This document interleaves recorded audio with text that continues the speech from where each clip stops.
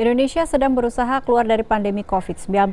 Benarkah munculnya COVID-19 akibat kerusakan lingkungan, dampak ulah manusia, dan seberapa besar potensi munculnya pandemi berikutnya? Simak perbincangan Jawa Post TV bersama Sanusi, peneliti ekologi manusia LIPI berikut ini.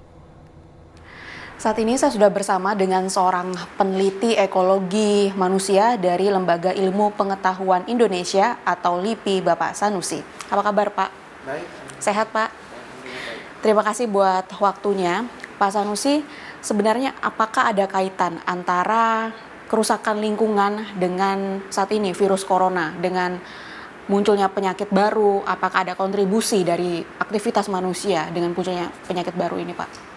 Saya setuju sekali jika dikatakan bahwa penyakit yang ada ataupun pandemi yang ada yang berkembang termasuk COVID itu sangat berkaitan erat dengan perbuatan manusia terhadap alam. Bagaimana manusia memperlakukan alam ini akan sangat berpengaruh terhadap alam itu melakukan feedback terhadap manusia. Baik Pak, apakah kemudian bisa dikatakan bahwa sebenarnya ketika kasus pasien positif di satu daerah itu tinggi masuk kategori zona merah, apakah bisa dikatakan bahwa pengelolaan lingkungan di daerah tersebut sebenarnya sedang bermasalah?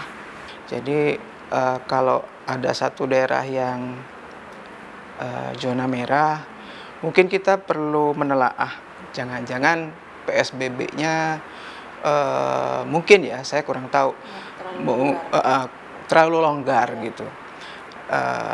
Dan kelonggaran itu membuat virus ini lebih berkembang dengan pesat karena mereka difasilitasi oleh kita sendiri ya. Jadi semakin kita disiplin dalam jangka waktu tertentu, itu akan membuat PSBB ini efektif dan berpengaruh secara signifikan terhadap penurunan penyebaran COVID ini.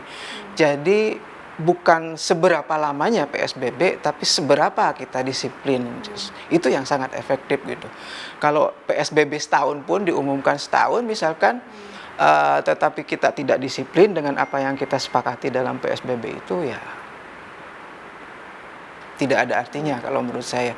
Tapi yang penting itu adalah kedisiplinan, kesadaran kita semua gotong royong untuk melaksanakan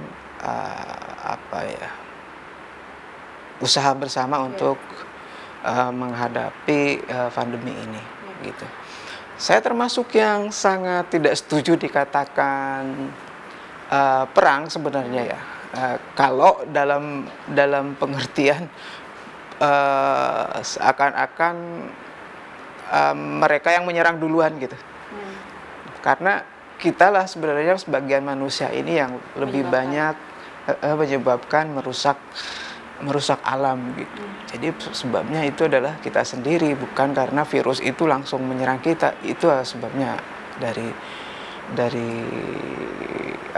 perbuatan manusia yang merusak di atas permukaan bumi ini katanya gitu.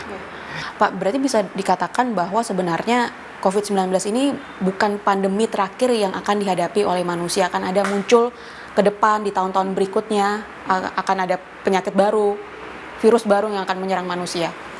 Iya, betul. Selama manusia ada dan selama alam ini ada dan selama interaksi ini kurang harmonis gitu ya, bagaimana manusia memperlakukan alam dengan tidak tepat, maka alam pun akan menjawab atau menghukum manusia dengan melakukan feedback yang seimbang gitu ya. Ketika pandemi ini dianggap biasa-biasa saja, tetapi manusia sebenarnya memperlakukan alam ini dengan biasa-biasa saja, maksudnya merusak, ya bukan tidak mungkin alam pun akan terus bereaksi seperti ini gitu. Jadi kemungkinan pandemi akan ada yang baru ya bisa saja terjadi dengan catatan bahwa ya misalkan ya perburuan liar, penjualan ilegal, apalagi dengan dikonsumsi dan sebagainya, itu akan membuat virus itu masuk ke dalam tubuh manusia gitu. Pertanyaan terakhir, apa yang harus kita lakukan agar tren penurunan kasus ini di tengah pandemi bisa menurun, bisa selesai, masyarakat bisa kembali ke kehidupan normal? Apa yang harus dilakukan, Pak? Yang harus kita lakukan itu, saya sering menggarisbawahi bahwa kalau kita memang masih bersama gitu dalam sebuah masyarakat yang mulai memiliki tatanan, maka kita tidak ada hal lain yang bisa harus kita lakukan adalah komitmen dan konsisten terhadap kesepakatan-kesepakatan yang ada gitu. Maka ketika pemerintah kita menerapkan PSBB, dan itu sebenarnya secara sosialisasi makin jelas, apalagi dengan adanya gugus tugas ya. Itu dari waktu ke waktu kita tahu bagaimana mereka bekerja. Tergantung kita juga harus mendukung itu. Kalau kita tidak larangan mudik ya, apalagi MUI juga sudah mempertegas itu, saya kira kita harapkan PSBB ini akan berdampak baik terhadap penurunan signifikansi dari penyebaran virus COVID-19 ini. Kemudian kalau infonya ada pelonggaran, saya lihat itu pelonggaran penerapan PSBB ini sangat berkaitan erat bagaimana menjamin agar perekonomian kita tetap berjalan dengan baik ya.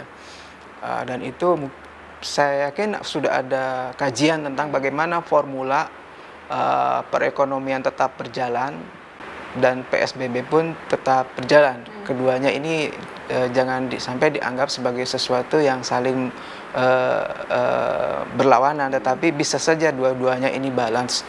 Dan sudah ada pemikiran untuk membatasi beberapa hal dari segi usia dan sebagainya.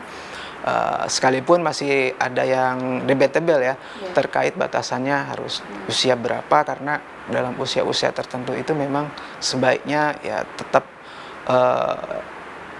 isolasi di rumah ya. Gitu. Oke, baik. Terima kasih Pak Sanusi atas waktunya, dan demikian perbincangan saya bersama dengan peneliti ekologi manusia dari LIPI, Bapak Sanusi. Dari Jakarta, Tim Liputan Jawa Post TV.